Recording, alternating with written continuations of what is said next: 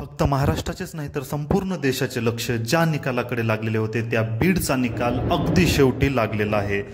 तर बीडमध्ये पंकजाताईंचा दारुण पराभव झालेला आहे। बीजेपीचा बीडमध्ये पराभव झालेला आहे। यामध्ये बजरंग बाप्पा सोनवणे जवळपास 7,000 पेक्षा जास्त मताधिक्याने निवडून आलेले आहे। क्रिकेट मॅच सुद्धा एवढी चुरशीची होत नाही अशा प्रकारची चुरशीची लढत बीडमध्ये बघायला मिळाली। जवळपास दुपारी पंकजाताईच्या घराच्या बाहेर समर्थकांची खूप मोठी गर्दी झालेली होती। एक प्रकारे ते जल्लोष करण्यासाठी सेलिब्रेशन करण्यासाठी रेडी होते।